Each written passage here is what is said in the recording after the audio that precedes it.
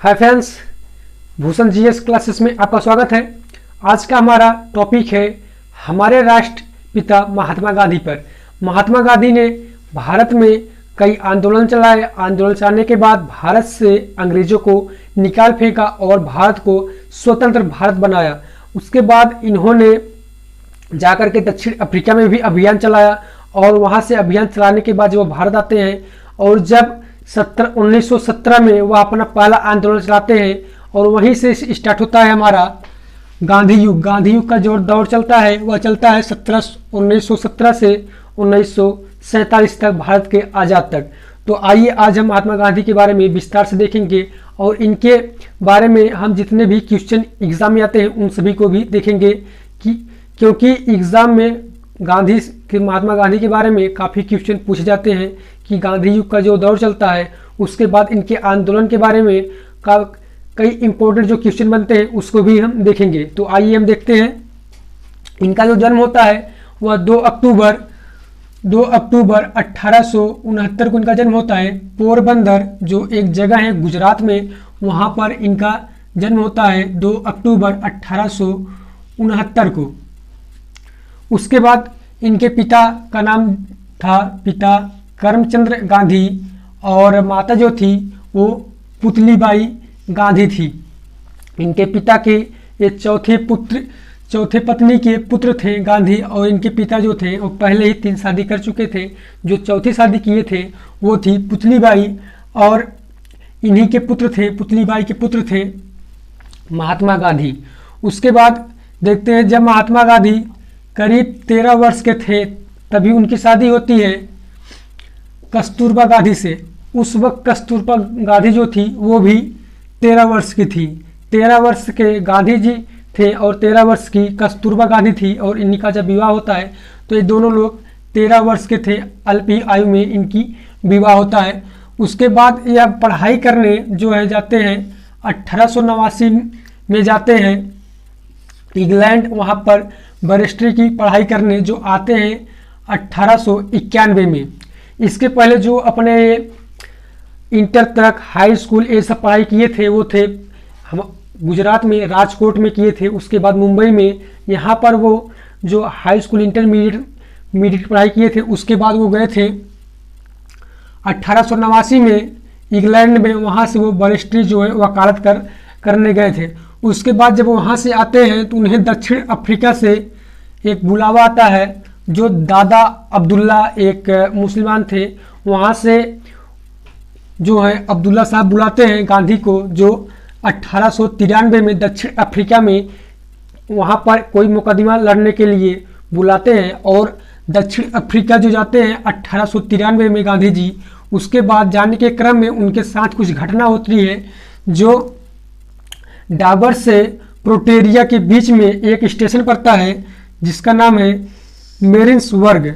मेरिन्सबर्ग में एक घटना होती है कि उस वक्त इन्हें ट्रेन के द्वारा जो वहाँ पे ब्रिटिश थे उस ट्रेन से महात्मा गांधी को निकाल देते हैं, और महात्मा गांधी जो थे वह उसी वक्त प्रण लेते हैं कि हम जो है अंग्रेजों को अपने भारत से निकाल फेंकेंगे, क्योंकि अगर आप जो है हमें अपने ट्रेन से फेंके आज में और हम आने वाले समय में आपको पूरे भारत से निकाल देंगे।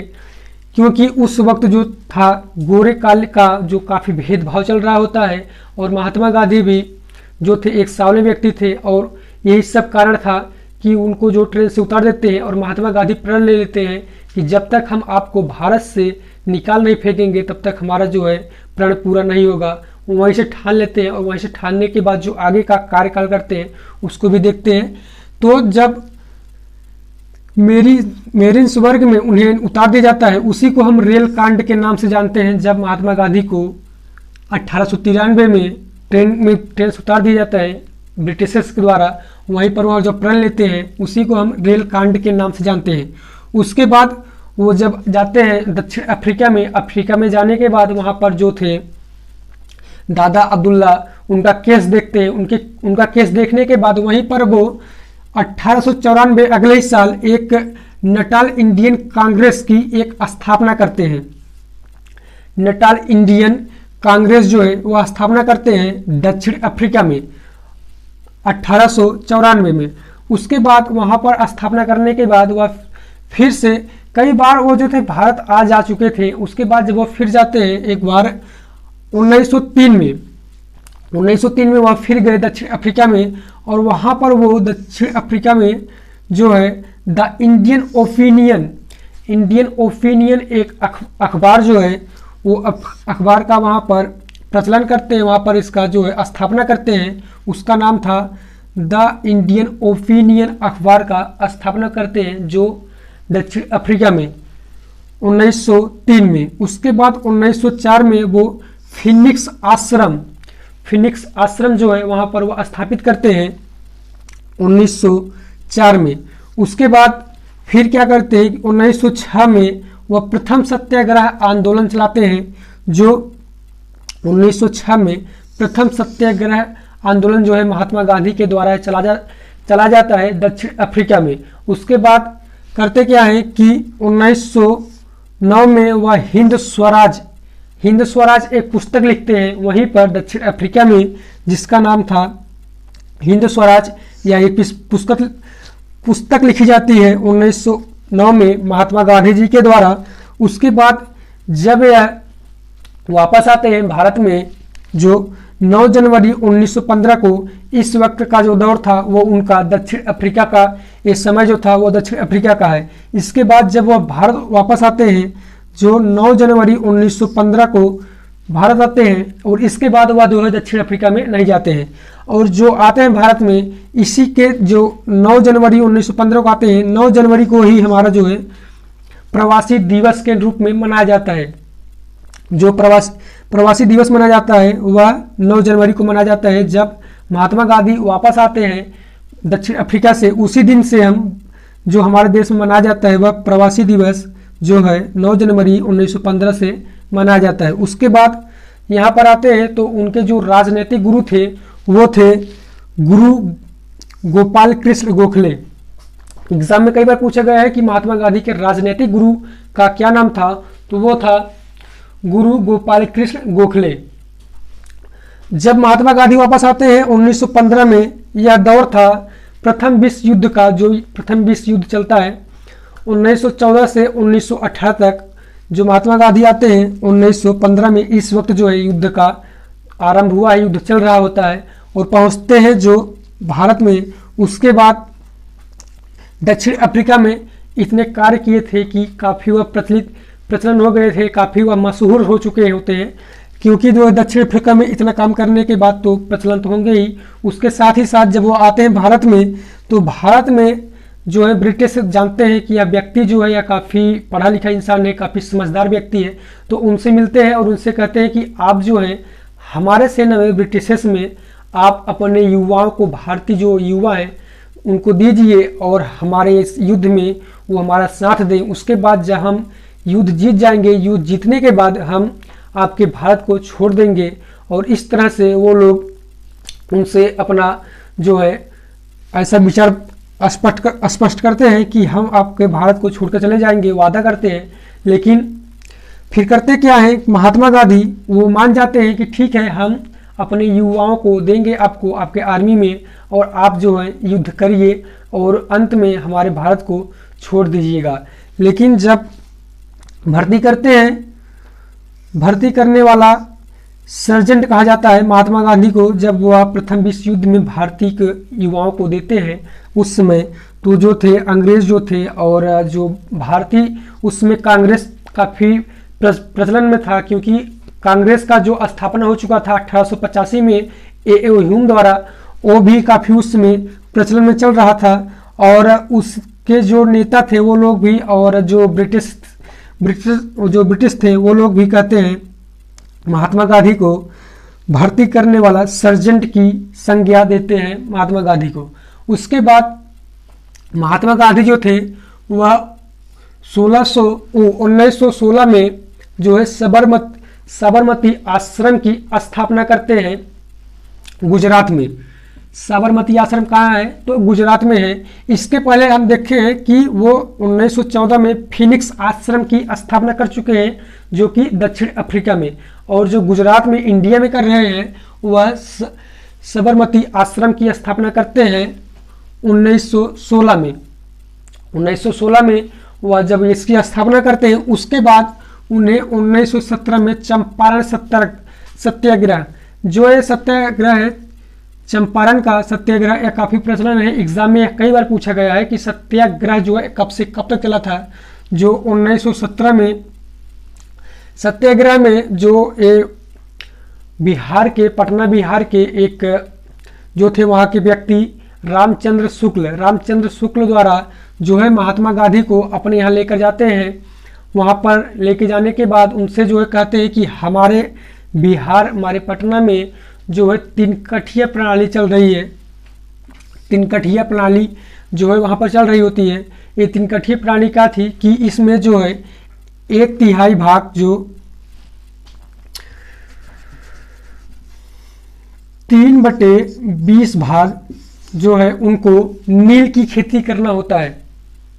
3 कठिया प्रणाली में जो है 3/20 भाग नील की खेती जो है थी वह इतना अच्छी फसल तो नहीं थी। नील की खेती ब्रिटिशर्स करवा रहे थे। जो पटना बिहार में जो नील की जो फसल होती थी, इसकी जड़ जो होती है वह काफ़ी अंदर तक, ज़मीन के काफ़ी अंदर तक जाती है, और इससे जो है वह जो ज़मीन थी वह उपजाऊ न रहकर जो एक उत्सर में व्यक्त हो जाती थी और वह उत्सर बन जाती थी। और इस तरह से जो वहाँ के व्यक्ति थे बिहार के, वो लोग चाहते थे कि इस जो है नील की खेती को बंद कर दिया जाए।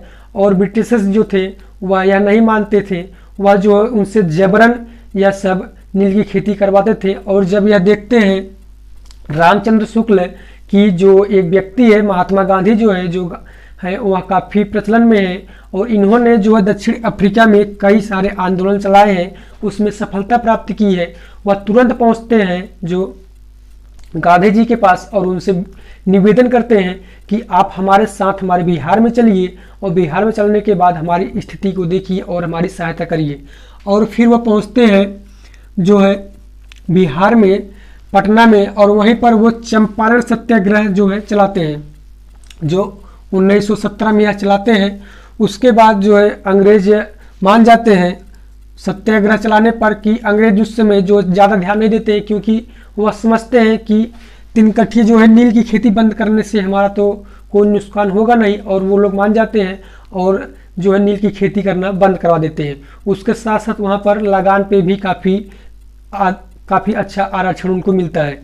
उसके बाद वह फिर 1918 में अहमदनगर में, वो अहमदाबाद में जो है अहमदनगर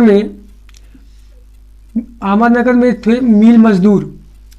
अहमदनगर में 1918 में मिल मजदूर के द्वारा उन्हें बुलाया जाता है, और मिल मजदूर उनसे आग्रह करते हैं कि हमारे साथ अनैतिक व्यवहार हो रहे हैं, जो ब्रिटिश थे वह हमसे जबरन कार्य करवा रहे हैं और हमें जो है हमारा पूरा जो मेहनताना नहीं दे रहे हैं। इस समय गांधी जी 1918 में अहमदनगर पर जो है एक आंदोलन करते हैं, और पहली बार जो महात्मा गांधी भूख हड़ताल करते हैं वह अहमदनगर में मिल मजदूर के द्वारा वह अपने जीवन में पहली बार 1918 में भूख हड़ताल करते हैं।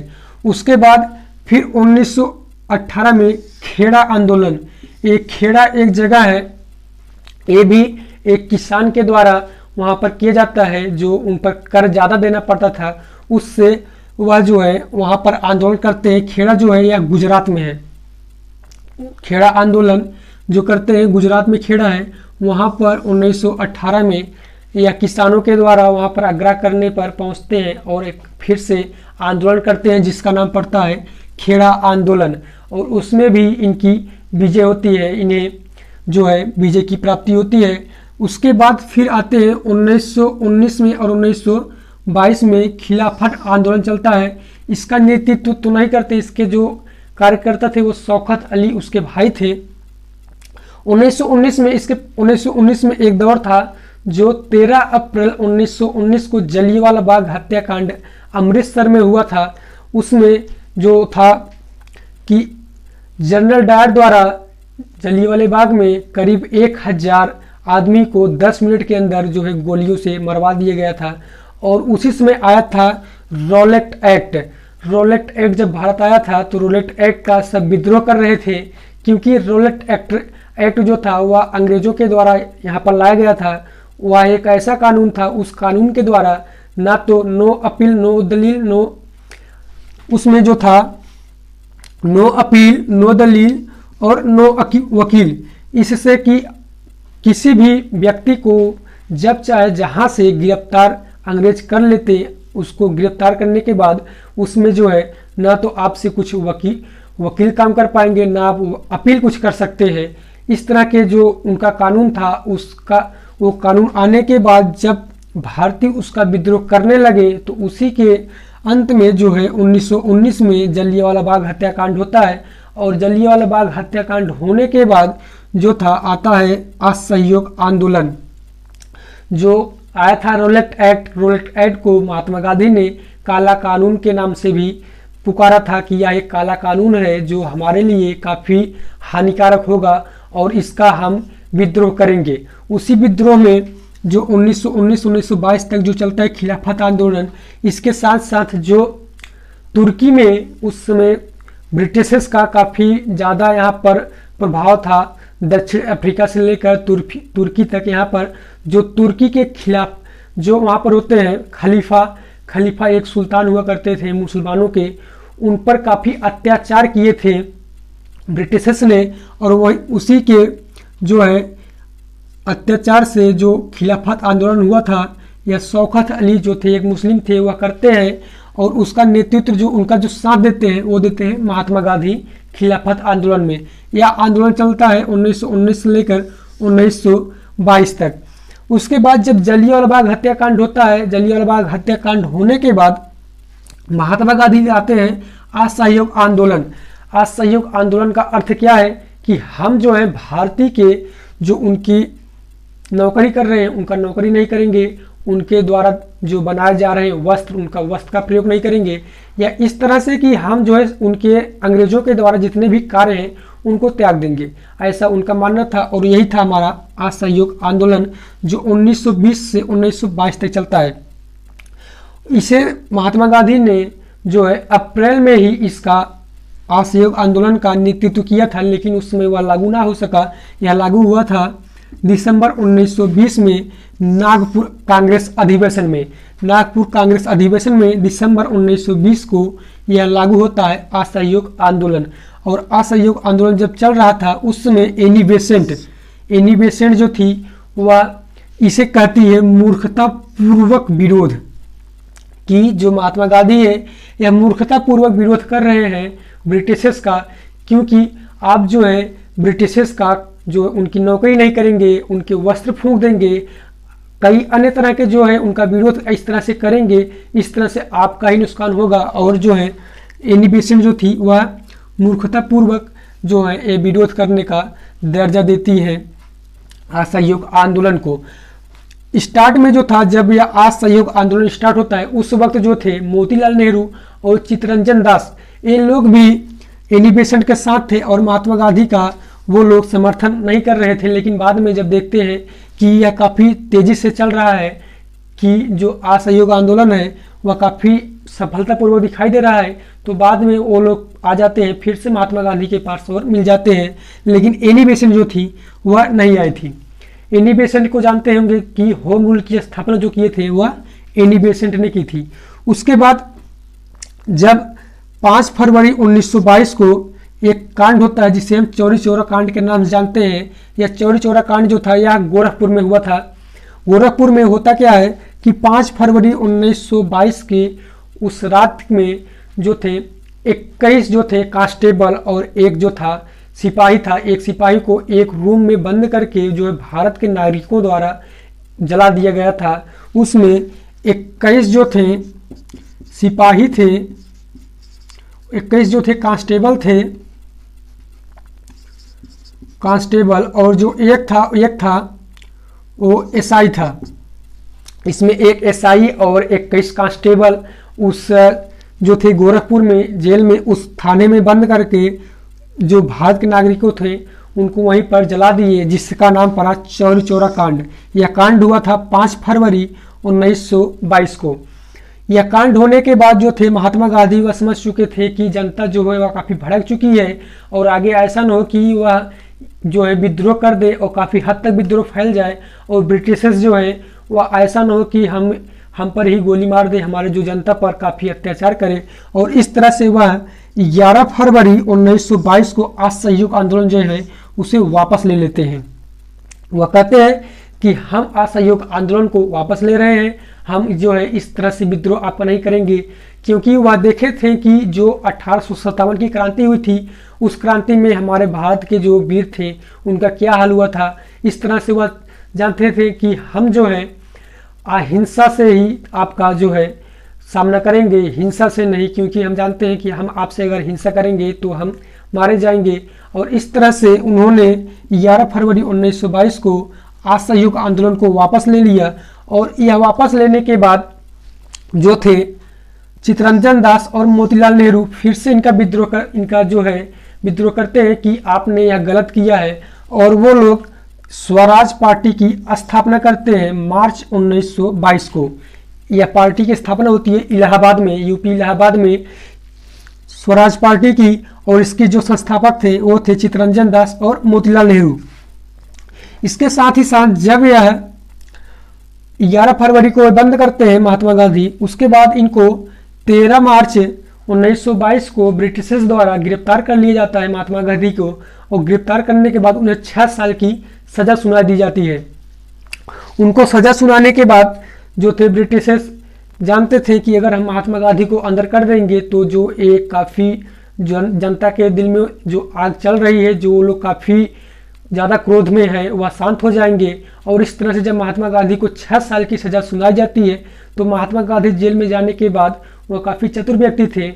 उन्होंने अपने आप को एक बुरी तरह से कि हम बीमार हो चुके हैं और हम बच नहीं पाएंगे ऐसा स्थिति बना लेते हैं जेल में, और उन्हें 5 फरवरी 1924 को ब्रिटिशर्स द्वारा छोड़ दिया जाता है, क्योंकि वह जानते थे कि अगर यह व्यक्ति जो है गांधी, अगर यह व्यक्ति मर जाएगा तो जो जनता के काफ़ी विद्रोह करेंगे और जो है हमारी काफ़ी हानि हो जाएगी।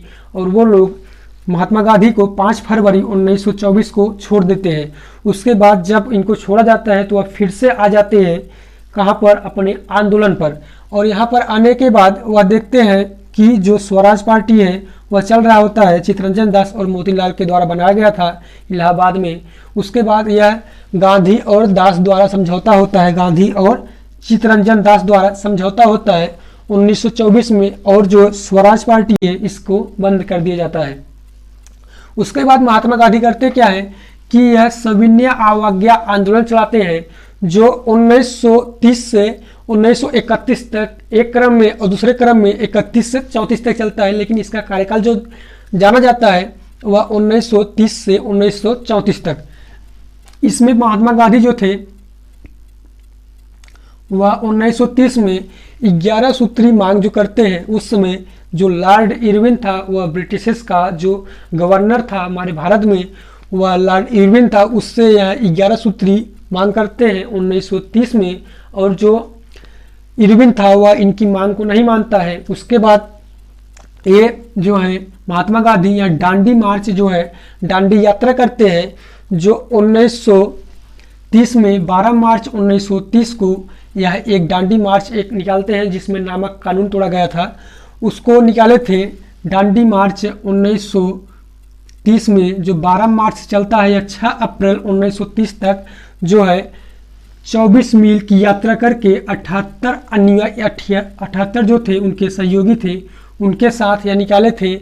और 24 मील दूर जा करके जो थे वो साबरमती आश्रम से डंडी मार्च, जो डंडी एक समुद्र के तट पर जा करके नमक को उठाकर या डंडी मार्च यात्रा को तोड़े थे, नमक कानून को तोड़े थे। उसके बाद यह जो थे 78 जो थे उसमें सहयोगी थे महात्मा गांधी के यहाँ जब स्टार्ट करते हैं जो साबरमती आश्रम से, और जब यह दांडी पहुंचते हैं तो वहाँ पर जो संख्या कम से कम 1 लाख हो जाती है। स्टार्ट करते हैं 78 के साथ, लेकिन पहुंच जाते हैं लाखों व्यक्ति हो जाते हैं 24 मील की यात्रा तक। उसके बाद इनके एक गोलमेज सम्मेलन होता है जो 1930, 31 और 32 में, 1930, 1931 और 1932 में जब आते हैं महात्मा गांधी या सब करते हैं। उसके बाद एक होता है 1930, 1931, 1932 में साइमन कमीशन जब आता है 1928 में। इसके बारे में जानने से पहले साइमन कमीशन के बारे में थोड़ा देखते हैं, क्योंकि जो साइमन कमीशन आए थे उसी से ही गोलमेज सम्मेलन का जो उल्लेख हुआ था। साइमन कमीशन 1928 में आए थे भारत में जो है छुआछूत के जरिए यहाँ पर अपना कानून देखने के लिए कि जो छुआछूत या होता क्या है। जो उस वक्त डॉक्टर भीमराव अंबेडकर थे, वह काफ़ी जो पढ़े लिखे व्यक्ति थे, वह आते हैं और बताते हैं कि हमारे भारत में क्या चल रहा है। और उस वक्त आता है गोलमेज सम्मेलन, और गोलमेज सम्मेलन में एक भी भारतीय ना होने के कारण उस समय जो 1928 में लाला लाजपत राय उनका विद्रोह करते हैं लाहौर में, और उसी वक्त लाठी जो है मारने के कारण उनकी मृत्यु हो जाती है 1928 में। उसके बाद जब साइमन कमीशन वापस जाता है तो वह 1930 में गोलमेज सम्मेलन करता है। गोलमेज सम्मेलन का अर्थ क्या होता है कि इस तरह से एक मेज होगी और इस तरह से आमने सामने व्यक्ति बैठेंगे और बात करेंगे कि भारत के बारे में, कि भारत का जो शासन चल रहा है वो कैसे चल रहा है। 1930 में इसकी प्रथम बैठक होती है लंदन में, और जो महात्मा गांधी थे वह इसमें नहीं गए क्योंकि वह इस वक्त बिजी थे। जो दांडी मार्च यात्रा जो चल रहा था उसमें यह बिजी थे, उसका वो ज़्यादा ध्यान नहीं देते हैं और नहीं जाते हैं। उसके बाद जब 1932 होता है फिर से बुलाया जाता है कि इस वक्त जो है कांग्रेस का कोई अध्यक्ष भेजिए, तो उसमें महात्मा गांधी जो है जाते हैं। जो इरविन और गांधी के बीच समझौता होता है 5 मार्च 1931 को समझौता होता है। 5 मार्च 1931 को समझौता होता है महात्मा गांधी और इरविन के बीच में, लॉर्ड इरविन के बीच में, कि आप जो है आप जा करके वहाँ पर वो इंग्लैंड में गोलमेज सम्मेलन में भाग लीजिए और हम जो है यहाँ पर देख लेंगे। इरविन समझाता है कि हम आपकी शर्तों को मानेंगे।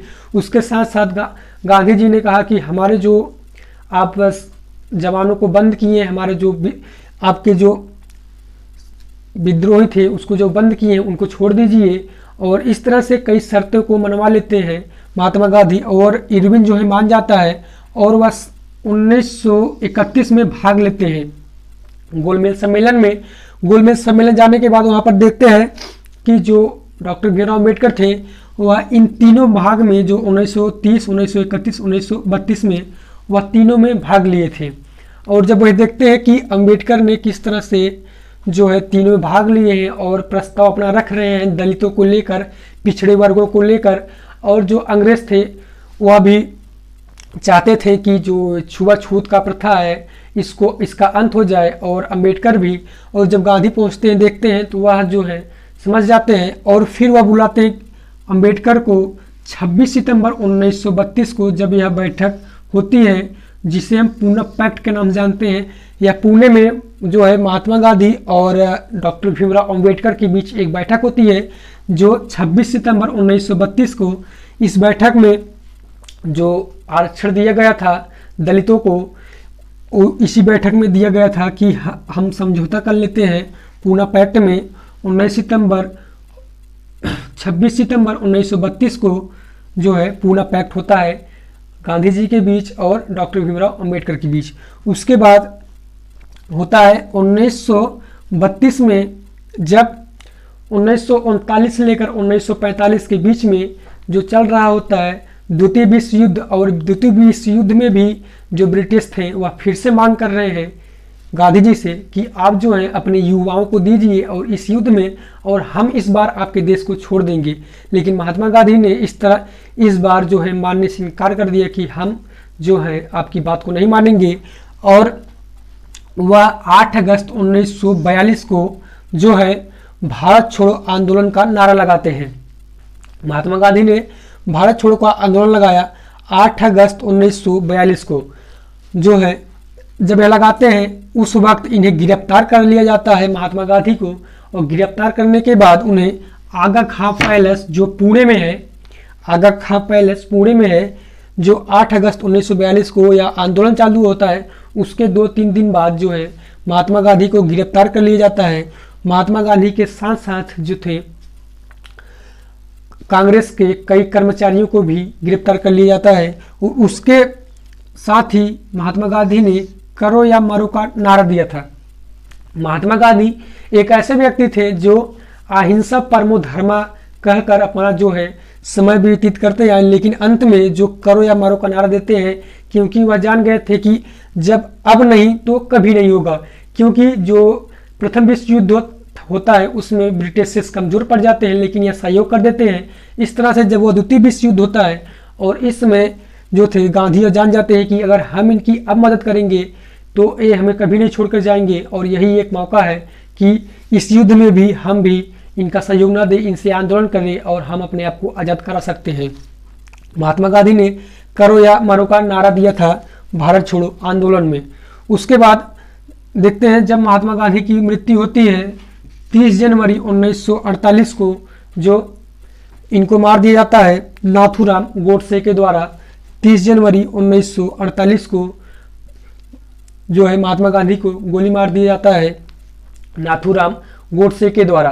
तो अभी तक हमने देखा महात्मा गांधी के जो आंदोलन थे उनके जीवन के बारे में, थोड़ा हम उनके वेसिकल जो है उनके थोड़ा वेसिकल बारे में देखते हैं। महात्मा गांधी के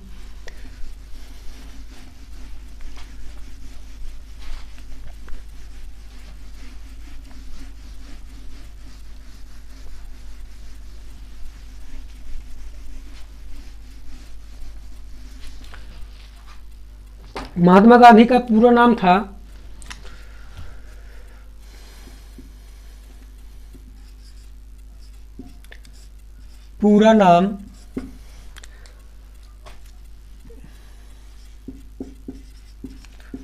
मोहनदास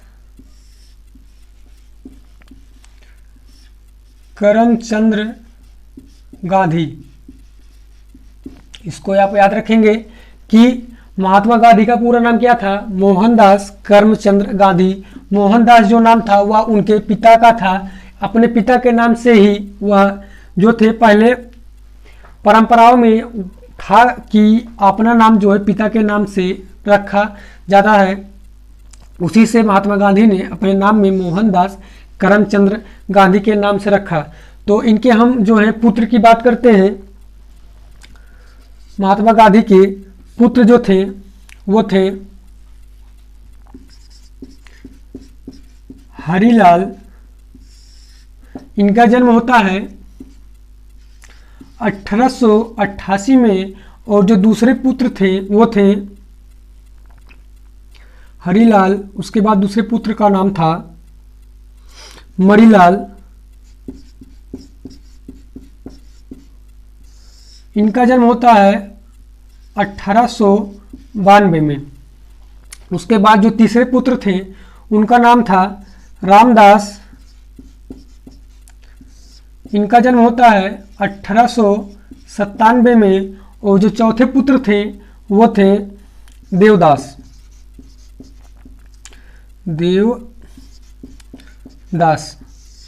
देवदास जो इनके चौथे पुत्र थे, इनका जन्म होता है 1900 में। तो महात्मा गांधी के 4 पुत्र थे। चारों पुत्र के नाम हो गए हरिदास, हरिलाल, मणिलाल और रामदास देवदास। 2 लाल लाल याद करने के ट्रिक हो गए, और 2 दास दास। आप अगर याद करेंगे तो याद आसानी से हो जाएगा। पहले का नाम हरिलाल, मणिलाल और रामदास एवं देवदास। इनके जन्म के क्रम को याद रखेंगे। इनके एक पहले पुत्र होते हैं जो 1885 में, लेकिन इनकी मृत्यु हो जाती है। इनकी मृत्यु के बाद जो पुत्र आगे पैदा होते हैं वो 4 पुत्र थे, एक भी पुत्री नहीं थी इनकी। तो आइए अब हम देखेंगे महात्मा गांधी को जो अन्य नाम से पुकारा जाता है उसको देखते हैं, और इनके जो पुकारे गए थे वह किन किन के द्वारा पुकारे गए थे इसको भी देखते हैं।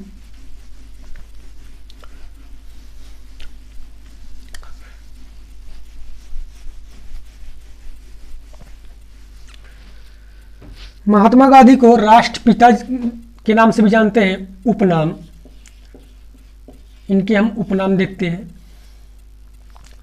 तो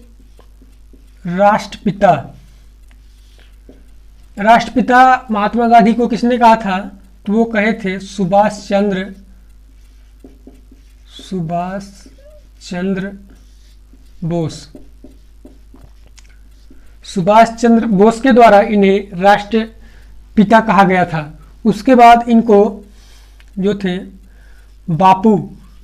बापू के नाम से भी ये काफ़ी विख्यात थे। इनको बापू जो कहे थे वो थे जवाहरलाल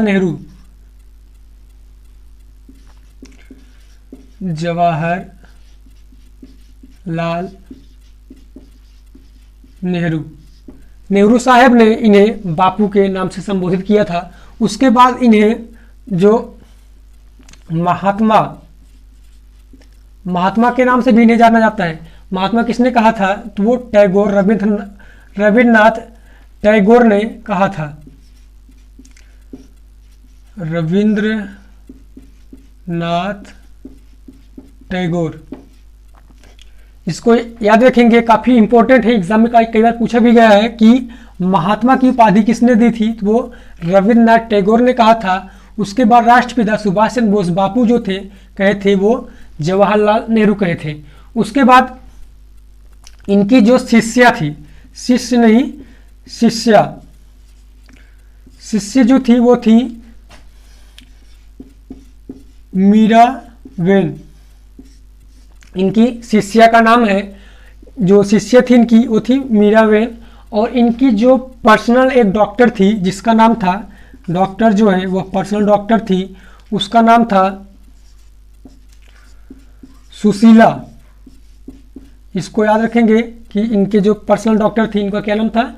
तो वो सुशीला था। उसके साथ आइए हम इनके थोड़ा कुछ बुक्स के बारे में देखते हैं, जो इनकी पत्रिकाएं थी उसको बारे में देख लेते हैं।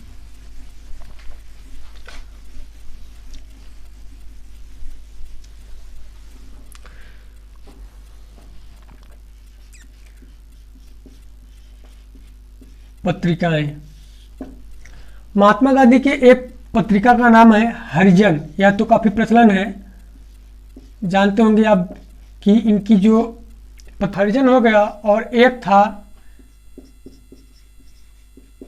इंडियन ओपिनियन एक था, और एक था यंग इंडियन। या इनकी 3 पत्रिकाएं थी जो काफ़ी प्रचलन थी। उसके बाद